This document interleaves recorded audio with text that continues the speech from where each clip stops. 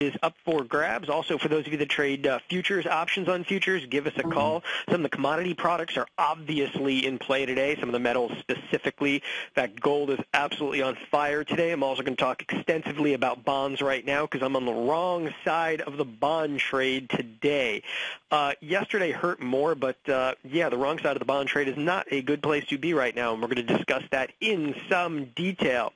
So with that, again, if you guys are interested in any one of these products, or you just want to call about some option trade that you could possibly be in right now, a trade that you're thinking about getting in, give us a call at 877-927-6648. So with that, let's jump in, talk a little bit about the markets as we see them right now. S&P 500 futures down 1150, NASDAQ futures down 16, Dow futures down 68. Of course, Russell futures are down about 920 on the day. NASDAQ is, a little stronger than I would expect against the S&P futures right now. So you guys also take a look. The VIX is down, and the market is also down. That doesn't surprise us, really. The VIX, not as accurate as it used to be. We're going to talk about the VIX here in just a few moments in a little bit more detail. However, volatility has been pumped up considerably coming into, obviously, the debt ceiling being raised and all the other good congressional crap that we have to talk about as the show goes on here. Ultimately has become a non-event. These votes have really meant absolutely nothing. It's been unbelievable the last couple of trading days.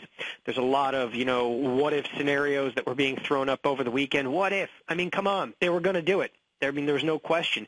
The one interesting thing, though, was the bond trade with the debt ceiling being raised, and of course they're going to be voting on it here shortly. This bond trade is a little bit unique, and we're going to discuss that and also some detail, of course, as the show goes on. But again, we're at the new time of 12 noon Eastern Standard Time, and we'll continue to do that. So if you guys are listening right now, give us a call, 877-927-6648. Because there's nothing worse than a lonely option hour. All right, so taking a look again at markets, other things here. Of course, the VIX is down, but the market's down, kind of an unusual pairing there. Oil off about $1 on the day. Bonds, of course, are up, and if you take a look at TLT is trading up $1.20. TBT down 75 cents on the day. Of course, gold on fire right now. If you look at GLD, up $2.10 right now. So some pretty enormous moves there in terms of gold. In fact, we're going to talk about constructing a trade within gold, and not the gold futures, but specifically the ETF, which is GLD, here in just a few moments. So lots to talk about on the option hour here today. I guess one of the first things that we're going to discuss, though, is the E-mini S&P 500 futures, just the markets in general being down X number of trading days. For the first time in a very long time, you guys are going to hear me take the other side of the marketplace right now. As a lot of you guys have seen, we're a little bit oversold here, but I'm definitely taking a little bit of a bullish stance in the near term, ultimately because not only the number of down days that we've had, but the VIX. Again, the VIX, which is a good indication of fear out there in the market. Not only is the VIX trading down, but the VIX, forward futures are actually indicating that the VIX is going to trade down about 2 to 3 points in the next about 2 weeks of trading, which becomes interesting. So the VIX is actually indicating a little bit of a reversion back to some normalcy out there, and I'm going to show you where to find that right now. So with that, if you guys follow along here, if you're on Tiger TV, I'm pulling up the VIX right now and kind of pull up the option chain on the VIX. One of the first things I tell people about the VIX, and I apologize, I'm in a hotel right now out in Detroit in the Motor City. My connection is not lightning fast over here, so it might take me a couple of seconds to be pulling up a few quotes on ThinkorSwim because I'm on that wonderful hotel Wi-Fi connection here. But by the way, if you guys are in the Detroit area, we're here. Who's we, myself, Tom Sosnoff, are going to be in Detroit this evening. If you guys want to go, just show up. It's basically the MGM Grand in downtown Detroit. We'll get things rolling about 5:30 here this evening. Anyway, with that, and by the way, thanks to everybody that came out to the New Jersey/New York show last Thursday night. We appreciate it, and actually I met a couple of people that are in the Tigers Den, so G7, thank you guys again for coming out and introducing yourselves out there, because it's always interesting to put a face to a name within a chat room over there. And Ken, I didn't forget Ken either, so yeah, there was a couple of Tiger Den individuals in there. So with that, I pulled up the VIX here in my trade tab, and I wanted you guys to see something interesting. So on ThinkorSwim, you'll see that the VIX right now is 23.43. But what I'm going to do is I'm going to open up the August options and open up multiple strikes. I'll open up about 20. Let me see. Let me open up a bunch of strikes over here. And if you look at the August options within the VIX, and you look at the 10 calls, okay? So one of the first things I'm going to talk about the VIX is, listen, I do not trade the VIX product itself. I am not an advocate of trading the VIX product itself. The VIX, one of the problems with the VIX product is that it is single exchange listed. Right now there's 9, almost 10 option exchanges. There's literally a 10th option exchange coming online. But with all these option exchanges, I don't particularly care for trading products that are only single exchange listed. And, of course, the VIX is a product that belongs to the Chicago Board Options Exchange. Anyway, with that, there is some interesting things, though, to look at the VIX. If you look at the VIX 10 calls, okay, the VIX 10 calls are trading for $10.80 by $11. Now, intrinsically, meaning the real value of that option should be what? Equivalent to 23, meaning that the VIX 10 calls, what's a VIX 10 call worth when the underlying VIX is trading at 23? Well, you would think that the VIX 10 calls would be trading for a minimum of $13, minimum of $13.36, because they're in the money by $13.36. But the reality is they're not trading for $13.33. What are they trading for? Well, they're trading for about $10.90. Why? Because the VIX 10 calls are already pricing in, and the VIX 10 calls only have 14 days to go to expiration. The VIX 10 calls are pricing in the fact that the VIX in the next 14 days is likely to revert back down, okay, to about 21. So think about that, if you will. The VIX, okay, trades off of a forward future. It's not about where the VIX is right now. Right now is a fear gauge at this second in time. But the VIX once in a while has a little bit of a tell, just like a card player would have a tell. The guy's like blinking, something's going on, he's got a little bit of a tell. The markets have tells as well. And this is one thing that I know a lot of traders do look at from time to time is these deep in the money calls on the VIX. And, most of the time, what does it tell us? Most of the time it tells us absolutely nothing. But right now, you're getting an indication that the market in the next 2 weeks is pricing in a little bit of a reversion to the mean, which obviously could be somewhat of a rally. Obviously, if the VIX is down, that is inherently indicative of the market, of course, rallying up. So, yeah, it's something interesting to take a look at. Now, we're going to go to some callers here in just a moment. But, by the way, if you guys want to call and talk a little bit more about this in detail, give me a call, of course, at 877-927-6648. There is always something to talk about in this marketplace. And again, you see the S&P 500 futures down 11.50, but you're also seeing the VIX trade down about 34 cents, which again is not surprising. The VIX has really been pumped up, a little bit of a fear factor coming into the uncertainty, obviously, the congressional uncertainty we should call it. But if you look deeper into this, you have to realize something about all the congressional uncertainty and all the stuff that you guys saw on CNN and CNBC. It was just all media.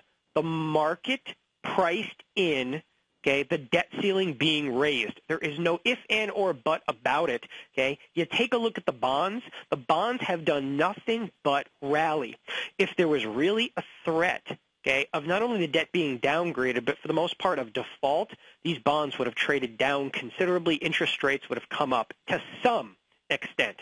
Even if you don't believe it was going to be considerable, they would have moved, okay, inversely. So with that, let me jump to the first caller. We've got Marshall in Portland, Oregon. You there, Marshall? Yes, I am. Good morning. Yeah. How's it going? Yeah, good. I guess the market's doing what it should be doing. Should be doing? What should it be doing? It's selling off right now, but you know what? This is not a strong sell-off. Volume's kind of down on it, but we'll see. You know, I'm honestly I'm a little bullish right now on this market, and I got to tell you, I'm a big contrarian. I don't get bullish very often.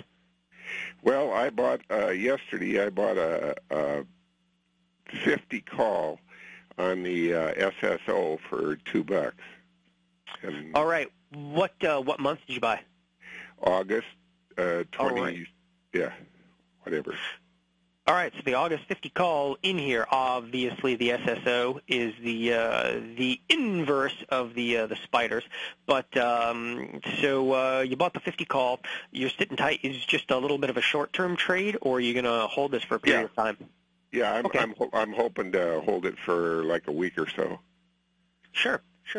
So can I ask an interesting question in this regard? Why the SSO? Good question. I guess I don't have a real good answer for that. I guess it just looked good at the time. So, you know, the SSO, by the way, the SSO, there's nothing wrong with the product at all. When I say the product, you know, trading the SSO, it's got tight markets just like the spiders do. It's penny-wide markets. But when people take a pure directional bet, and again, there's nothing wrong with trading this product. I'm just, for my own curiosity, you know, why people pick this. And by the way, your trade looks like it's about to work out because we're rallying up a little bit from here. But, you know, with the SSO, sometimes it's easier if you're just taking a directional bet to utilize the futures product. It gives you a lot of bang for your buck. That being said, a future, though, is a lot of risk. You know, so this, you buy it for $1. Yeah, you buy this for like $1.50 or whatever it is. Your maximum risk is $1.50. And, you know, win, lose, or draw, you know, you got 17 days to expiration. Not a half bad trade if it works out. Yeah. You know? That's the bottom line. You got to be betting on a good thing. Yeah. Now, you know, there's nothing wrong with the spread that you're in. I mean, or I'm sorry, with the trade that you're in. If I were to do this trade, I utilize spreads. So, you know, I like to define the risk a little bit more. But you realize, hey, you bought this you probably paid a little bit more than $1.50. Would you pay close to $2 for it? $2 even. Okay, you did pay $2 even. So, you know, you're off like 50 cents. If it were me and I look at this trade, I would look for some type of vertical spread, just to kind of limit some of the losses on there. But, you know, for $2, you do a handful of contracts. You're taking a shot in the next week. The decay is not, you know, that massive yet, but it's going to become massive. Yeah. Coming into like this weekend, you're going to see these options decay considerably, so it's always something to think about. Whereas if you had utilized a vertical spread, the decay is almost a non-event. It really negates some of that option decay. Okay. Well, I had actually thought that it would probably be a 3 or 4 day trade. Yeah. Which is, you know what, on a 3 or 4 day trade, you know, a spread might not be the way to go. I actually agree. You can scalp like some of the options. That's what I'm looking for, is a scalp. Yeah. Also, whenever I scalp an option here, I would have tendency to go a little bit further in the money to get a little bit more of a one-to-one relationship. The most frequently scalped option is going to be the at the money or a strike or two out of the money. Most should know, though, that obviously that option is going to have the most sensitivity to time decay, the most sensitivity, obviously, to gamma, the at-the-money option. Whereas if you go slightly in the money, like, for instance, an SSO going like 2 strikes in the money is going to be a little bit less risk for you. Okay. So that's always something to think about. And that's, you know, less risk in terms of, for instance, delta.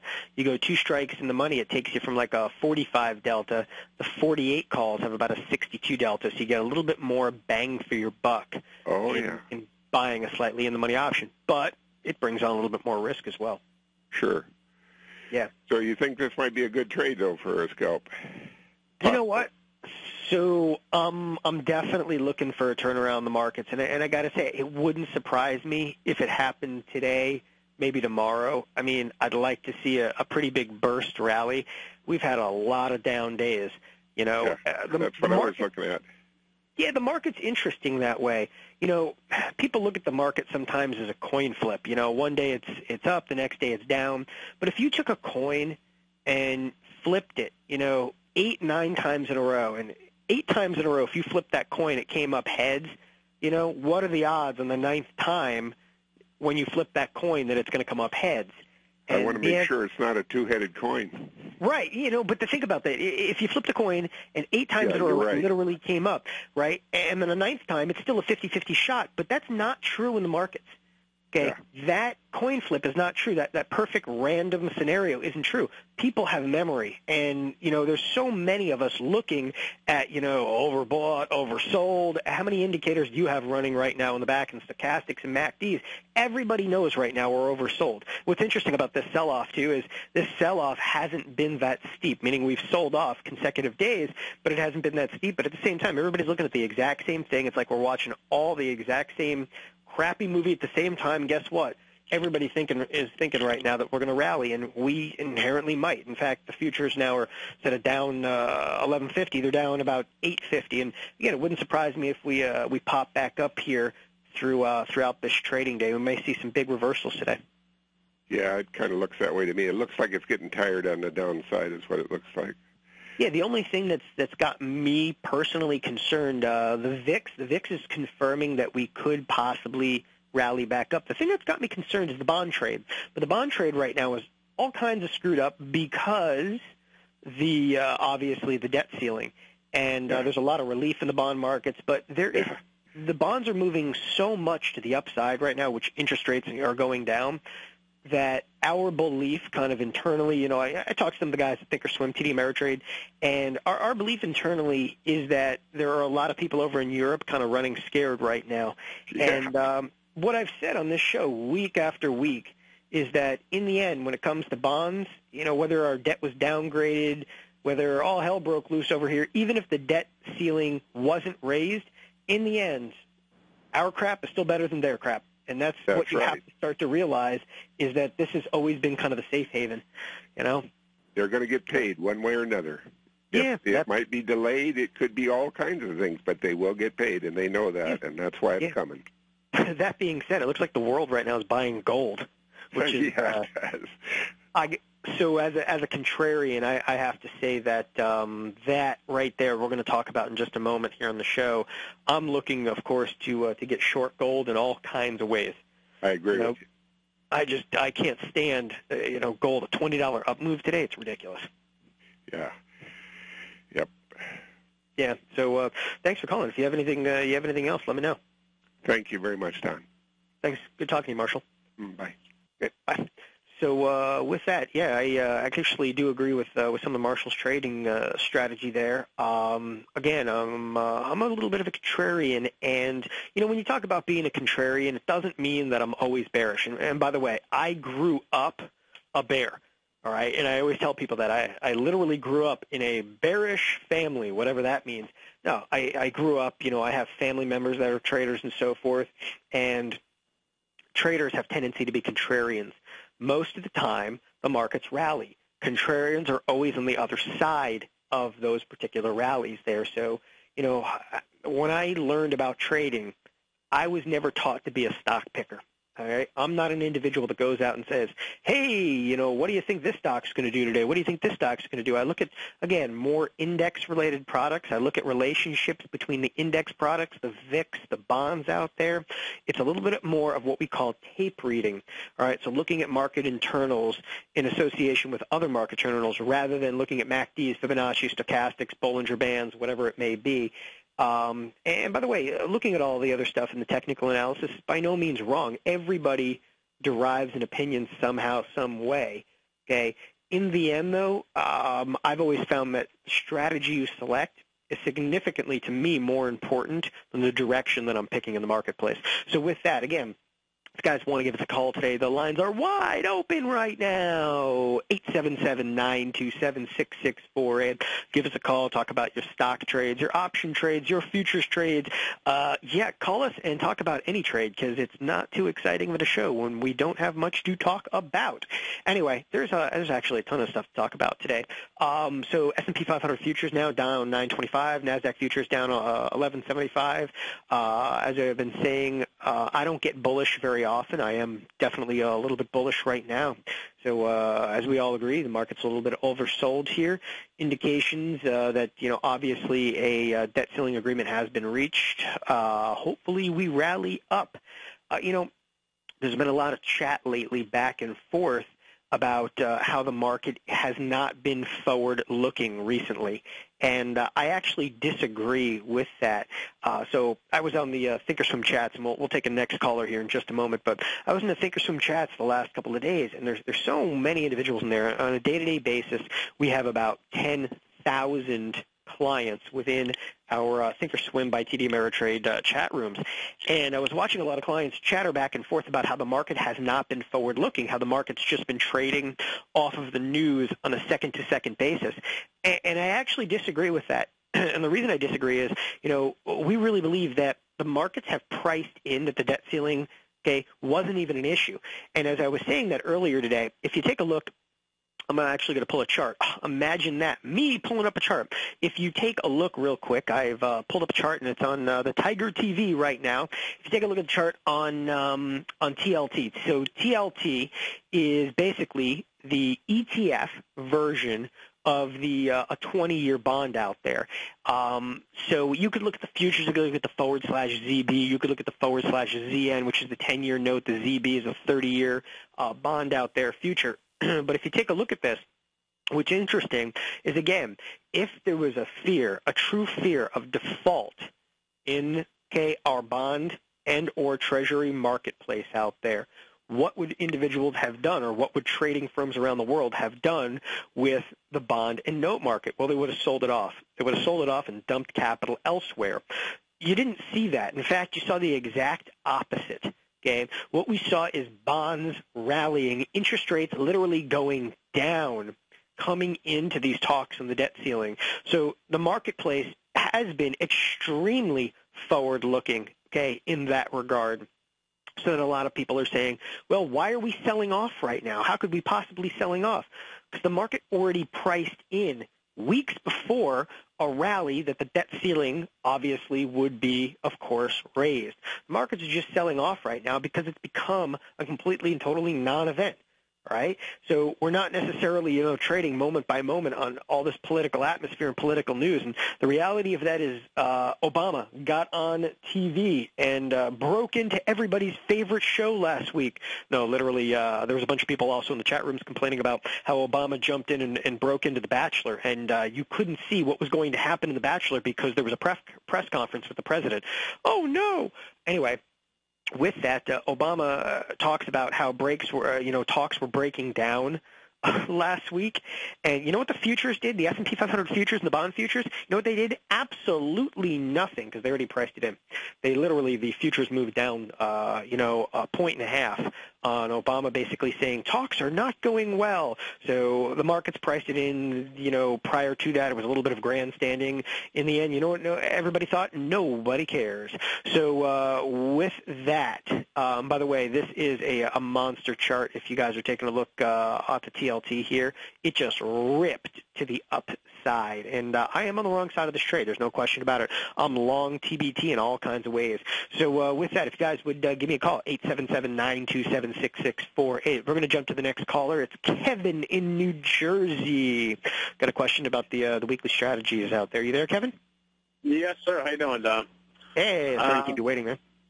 That's okay. I yesterday, about 2 minutes before 10 a.m. yesterday, I put a straddle on the Spider. Yeah. Waiting for the ISM. Yeah. And the market, I believe, was about 140 points up, 130 in that area. Yeah. Fortunately, when they came out, all hell broke loose and it went south. I got out at negative 60 and, grabbed a quick 30%. But I was able to do that because there was a 10 a.m. report. Right. Now, this Friday, we have the employment report for the month. And my question is on a weekly, should I use Thursdays when the new ones come out before 4 buy for Friday, or should I use this week for Friday because I'm going to lose a lot on theta overnight from Thursday? I mean, that's a tough call because literally you're banking on a report that's going to come out before the market opens. So if you buy that Thursday straddle just when you open up on the morning, just overnight, you're going to lose X amount of theta decay. I mean, you're going to get decayed quite considerably buying a straddle, literally coming into the expiration that particular day. That being said, the other thing you have to be careful of is volatility can contract a little bit. Volatility has very little effect on these weeklies. So the biggest deficit that you have to look at is if you actually go to your information layouts, you can look at theta decay. And the theta on these options here, with 3 days left, it's about 16 cents. It's going to be considerably more than that, obviously, on the day before expiration. Could you look at, buying the next weekly out, which will give you, obviously, a little bit more time? Well, the answer is yes. But the option a little bit further out is also going to have a little bit more effect, okay, in terms of volatility. So if volatility does contract, you're going to feel it more, all right, in the weekly that's slightly longer. And you're going to also have less gamma in the next week as you will this week. Right. You know what my honest opinion is? I would actually buy the 24-hour trade. I would probably buy the front month and pray that we gapped. Basically you're buying very little time. All you hope is that the employment numbers are either spectacular or horrible. Okay, but what you need is on Friday morning, you need a gap up or a gap down if you're going to buy that straddle. And I will tell you, that's a trade that guys down in the OEX and SPX pit were doing for years. They were actually buying straddles right, coming into the expiration cycle. And the reality is, 8 times they would lose money. On the 9th or 10th time, they would hit it big because of a gap. As long as you realize that is a shot that you're taking, you're all right. The worst thing that can happen to you is we open up and the futures go down 3, and you're like, oh, no, because it's kind of like, a dud at that point. Well, we're going to have numbers Thursday also at 8:30, so could that possibly be somewhat of a reflection for Friday? Yeah, you're talking about the ADP reports also coming out. Right. Yeah, I don't buy into the ADP report. I don't think anybody does anymore. So right. I don't think it's going to, unless the ADP report is absolutely horrific. People look at the jobs number, and the jobs number comes out a lot. And it's, I don't think it's that much of an event. But that being said, this has been kind of a wild market recently. You could get some movement. The last couple of trading days, we've been rocking here back and forth, and this is good trade for buying a straddle. The reality is, will that continue? Well, you better hope until Friday. Okay, so you said go with the front month. What do you mean? What's your...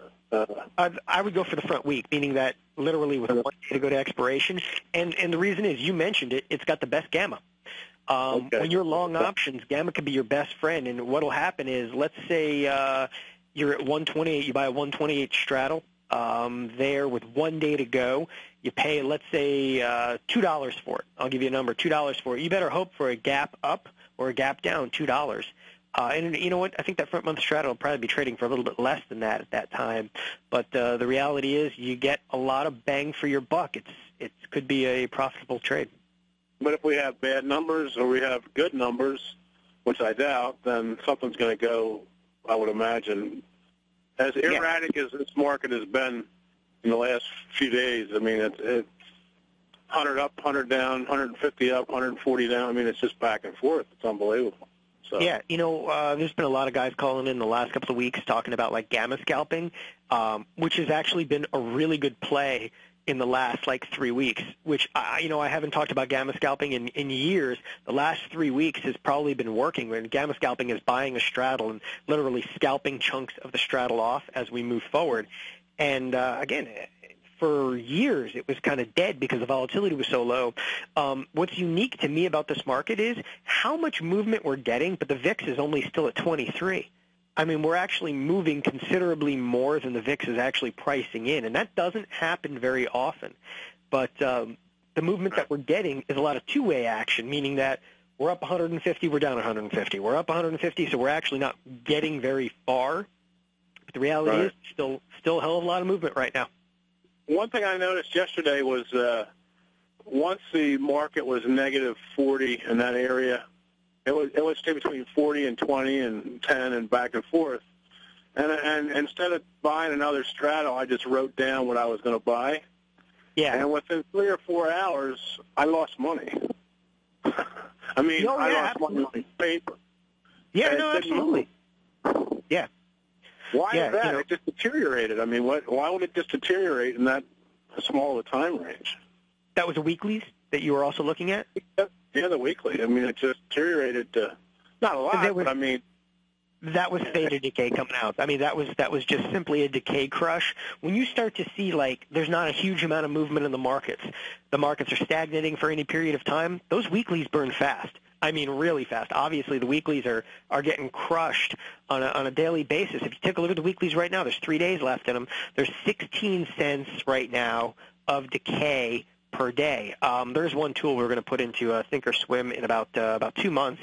You'll be able to see minute by minute decay and hourly decay, meaning that you'll be able to price in decay intraday. It's something that we've talked about for a long time. Because the weeklies are decaying so fast, you'll be able to get a better idea of what your decay is going to be on an intraday basis. But there's no question, man. These weeklies, things are they're on fire. They're burning. Okay. All right, Yeah. Don. Thank you very much again, and I appreciate the information. Thanks for And talking. I think a lot of us missed you last week because you changed your time from 12 to 1. I know it. You know what? We did it kind of last minute, and they're like, it's going to be at noon. And I'm like, it works for me. But, no, it's great. Everybody's figuring it out. I called in at 1 o'clock, and they said you were gone. So, I was gone. Yeah, again. Thanks again. Great. Bye. All right, so with that, if you guys take a look at the markets, futures now have turned back down. The S&P futures down about 13 right now. NASDAQ futures down 17 and quarter. Dow futures down about 80. So we've turned back down negative here. Looked like for a couple of moments we're going to rally here, but we're pretty much where we started this show. With that, we're going to jump to another caller. But again, if you guys want to give us a call here today, it's 877-927-6648. Sounds like pretty much everybody has figured out the new time of the option hour now is 12 noon Eastern Standard Time. So thanks, everybody, for giving us a call. I'm going to jump to another caller. It's Stephen in Bel Air Beach. Got a question about option strategies. You there, Stephen? Yeah, hi. I have a kind of general question. It has more to do with kind of your philosophy about how best utilizing options in a strategy. And basically, it amounts to this. Personally, do you find it's a more successful strategy to try to just try to squeeze the premium out of options, and set up your position so you're just taking advantage of premium decay, or do you really interested in taking a directional position and based on whatever analysis you have, and just try to protect yourself in that directional position? I mean, is your basic philosophy to try to kind of anticipate moves, or are you just looking, do you think it's a more successful strategy just to try to profit on erosion? So the answer is yes on both of those fronts, a little bit of both, and I'll kind of explain that logic here. But isn't it, it seems to me, I mean, I'm just a kind of novice, but it seems like decay is a given. I mean, it's inevitable. Right. And there's no doubt there's going to be decay. So it seems like it's somewhat easier to take advantage of decay than it is directionality, because directionality is really not a given and is kind of dicey. Which actually, that's exactly the thought is, so decay is natural. We know that all options decay. The problem with decay is that you have to incur some amount of directional risk. So even if you're a neutral trader, meaning that you're selling X number of calls, you sell 10 contracts of calls, you sell 10 contracts of puts, right. As the market moves, it makes you directional. Sure. And you're constantly going to have to be mitigating some of that directional risk, and the cost incurred in mitigating the directional risk can become considerable. Not to mention that no matter how many times you mitigate directional risk, you still, can incur some risk. So there's kind of two schools of thought. There's a lot of traders out there, professional traders, that are purely what we call market neutral. They don't care about market direction. But they want two things. They want decay, and they're trading volatility. So a lot of professional derivatives firms will take a stance in terms of where they believe volatility is going to go. And even if they're wrong, on volatility, they're still making money off decay. But It requires a little bit more of skill to make money purely off decay. Now, that being said, I actually, whenever I speak on this show, I do talk about directional positions on this show. And the bottom line is that's what a lot of people like to talk about. People call me up and they go, hey, what do you think about TBT right now? And I'm like, well, I'm definitely got a directional position. That's a much riskier choice to make. I mean, there's a lot more risk, it seems to me, inevitably and inherently in trying to anticipate that kind of position rather than try to take advantage of something you know is going to happen. Right. But there's your point is that adjusting to stay neutral is there's a cost to that, and that pretty much erodes a lot of your decay advantages. Not necessarily, because again, even when you're market neutral, that's still a direction. That's the argument that I've always made is market neutral is still direction, so you can always mitigate that risk. That being said, if you want to take a directional position, what you can do is take a very mild directional position.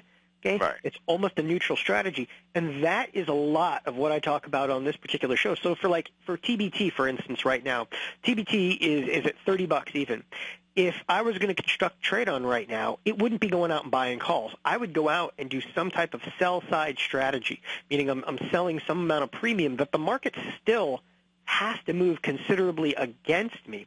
Even if I'm wrong directionally, I might still make money for right now. So TBT is exactly at $30. You could go out and you could sell. For instance, the 29 puts, they're trading for 91 cents right now. You're $1 out of the money, okay? But your break-even point is almost $28. So you've got almost $2 of play in there, okay? So you can be wrong. As long as you're not wrong big, you're still a little bit ahead. Right. But you're just protecting it. Yeah, okay. Yeah, but at the same time, I'm still taking a directional position, but I'm really going after the decay and the strategy. So I like to blend the two of them because but you're limiting your upside a lot, Absolutely. obviously, at the same time. I mean, obviously, there's a cost to that. Yep, and that's what decay is about. You're always going to be limiting the upside when you're looking for decay because you're selling things. And, if you sell something for 50 cents, nobody's going to come back a week later and say, here's another 50 cents. When you think, though, about constructing a true market neutral position, it's not about going out and laying on one strategy, in the spiders. To be truly market neutral, you have to understand. Yeah. You got to be understanding inventory management. That's going out, putting on multiple strategies in multiple expirations, and it's really about it's diversification within possibly one product. You're like, but you got to scatter inventory everywhere, and that's what derivatives firms do. They splatter inventory everywhere. So you're interested in whenever you take a position, you're always collaring in basically what you're doing and it's just you're comfortable with that strategy. You're not comfortable really being exposed. I mean, just inherently, psychologically, as a trader, you're a kind of person who wants to have that protection. Right. I mean, I always have my thumb on a position, meaning that there's always some delta range in every product that I trade that I'm willing to take. Like if I looked at spiders right now, I know my level of pain in the spiders. And when I say level of pain, I know that plus or minus, let's say, 2,000 deltas. That means for every dollar the spiders move, I'm going to make or lose $2,000. I know that number doesn't really freak me out. But if I take 3,000 deltas in the spiders, I'm ready to get sick. And that's every single product that I trade. Clearly. Yeah, and you know what? Once you get to that level, you're broken. And I guarantee that so is everybody else.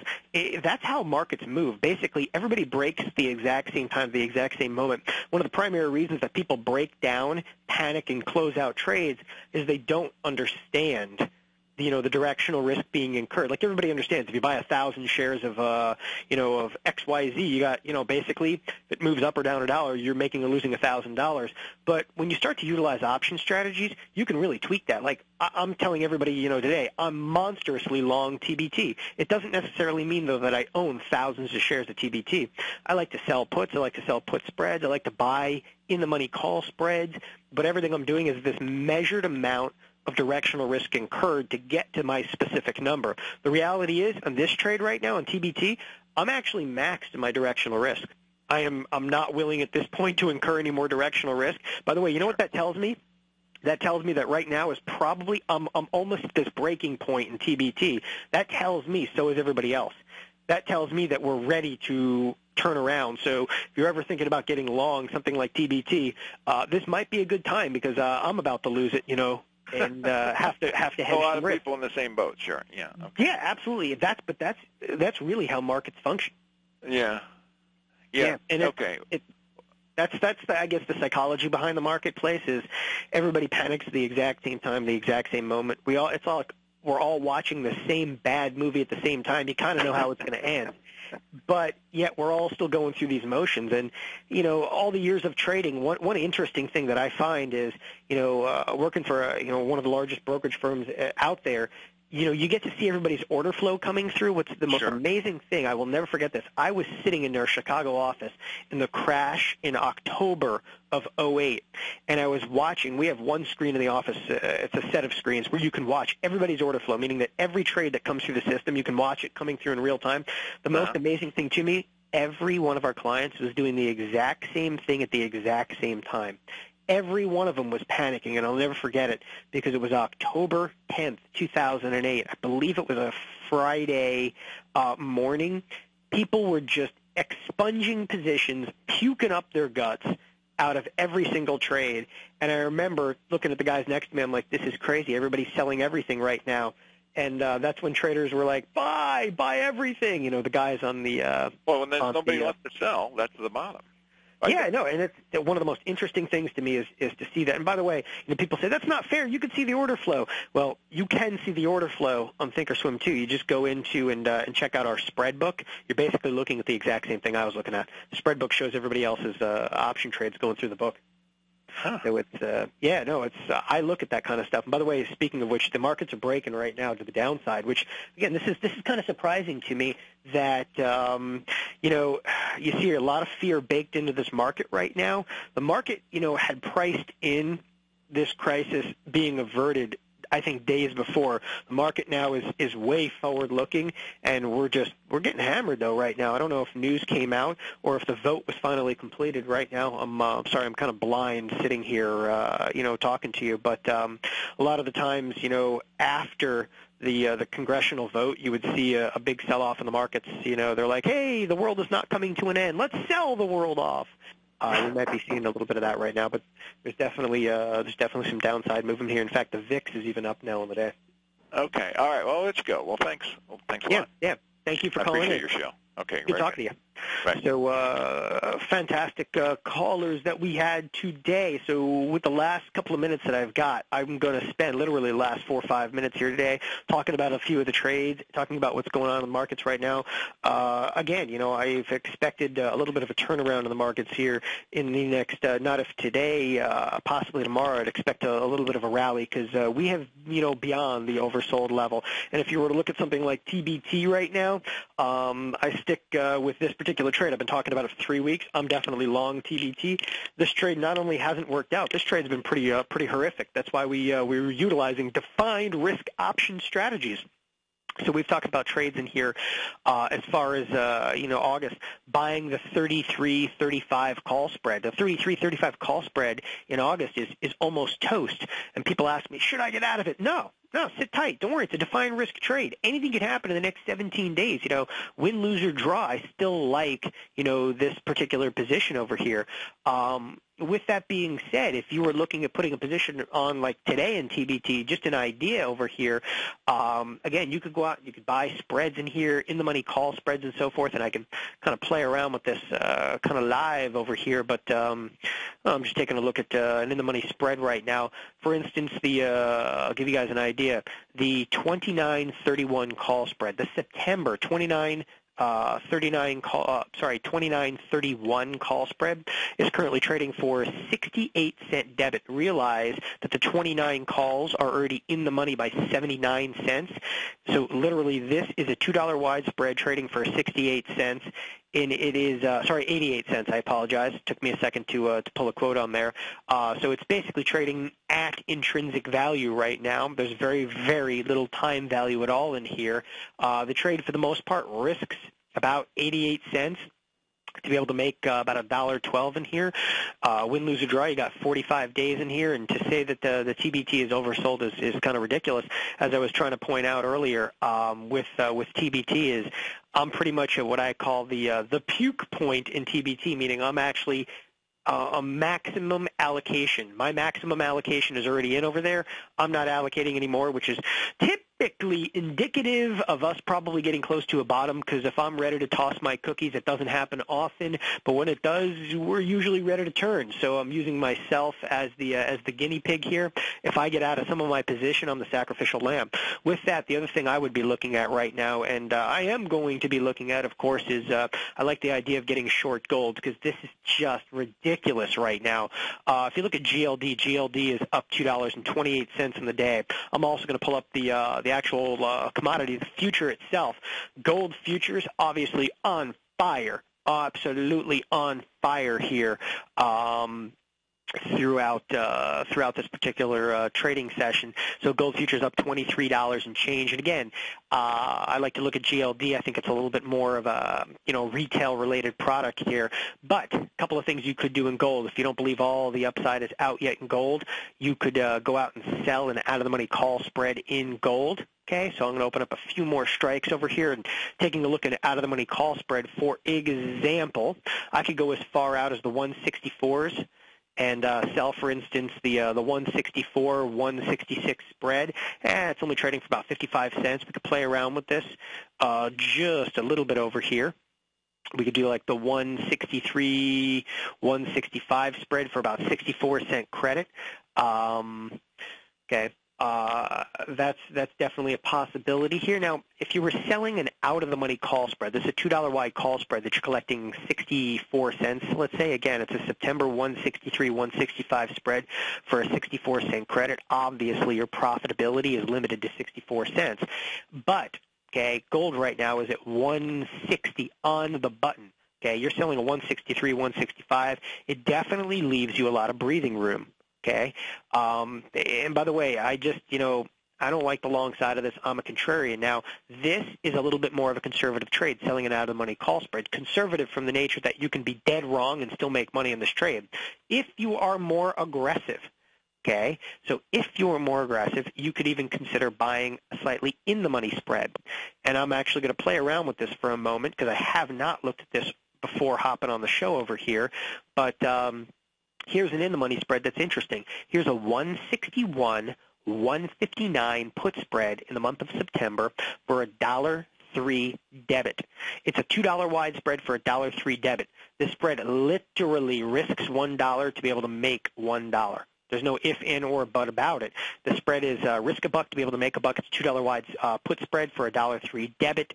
It's a little bit more aggressive. Why? Because you need gold to trade down, okay, well below 159 by September expiration to be fully profitable on this one. And again, as I'm speaking right now, futures are getting hammered. S&P futures down 17. NASDAQ futures now are down about 29 on the day. I'll tell you what, the only saving grace in my entire position is this. I'm getting crushed on TBT. I'm definitely long TBT. It's down over $1.09 today, but I am short NASDAQ futures, and I wish I was short a lot more NASDAQ futures because the NASDAQ is getting pummeled. Yeah, if you looked at this in the last couple of trading days, you'd think the world is coming to an end. But don't worry, Congress has solved all of our problems right now. Anyway, gold is definitely a play that I would look into right now. One of the trade I've been talking about on and off for the last about 3 weeks, of course, is the Starbucks trade. I like getting short Starbucks, and this trade is finally working in here. So the Starbucks trade, we were looking at buying a slightly in-the-money spread. The spread that we were looking at was buying, for instance, I've actually talked about August and September, but the spread I've actually looked at a lot is buying a 41.38. It was an in-the-money put spread. If you were looking to initiate this trade today, I would not use August anymore. We've only got 17 days left in August. I would definitely consider bumping it out to September if you still want to get short Starbucks. And you know what? It was the interesting thing was, so last week I talked a little bit about Starbucks. I forgot to mention, hey, Starbucks has earnings. You know what the Starbucks did with earnings? Absolutely nothing. They had good earnings, and the stock really kind of faded. It moved $1 after the earnings, up $1 after the earnings, but it faded right after that. On the day, it traded right at 40. And I like the idea of getting short Starbucks. But the thing is this. Starbucks is down today. I hate getting short on a down day. Okay, I'm a contrarian. I like things blowing up in my face. The world needs to feel like it's coming to an end before I'm going to take a position. By the way, it really feels like it's coming to an end in TBT. I almost can't stand looking at this quote, so as soon as I'm off this show, I'm thinking about throwing my laptop across my hotel room right now because sometimes that works for me. And, yeah, I need to get that out of my system right now because that trade is definitely ugly. With that, the VIX now is trading up 11 cents on the day, which is pretty surprising because there's been a lot of vol pumped into this market. S&P futures now down 16, NASDAQ futures down 26, Dow futures now down 113. It's becoming interesting. Bonds up quite massively, okay, if you hadn't seen. TLT is up $1.70. TBT down $1.08. If you're in that trade, it is ugly, ugly trade right now. Across the board, we are seeing most major index products trading down. One other thing I always look at here, if you guys are on ThinkorSwim, go to the Market Watch, go to the Watch tab, open up, and take a look at the Dow. I don't care where the Dow trades during the day, but one thing I do look at is advancers and decliners over here, and you'll see that all but one stock in the Dow is getting pummeled right now. So take a look at that. The weak spot, of course, in the day is GE. Anyway, with that, I've got to kind of wrap things up. I appreciate you guys joining me for the Options Hour today. My name is Don Kaufman from ThinkorSwim from TD Ameritrade. Join me every Tuesday at 12 noon Eastern Standard Time for the Options Hour. Thank you, everybody, for calling in, and we will see you again next week. Thanks a lot, everybody, for joining us, and bye-bye.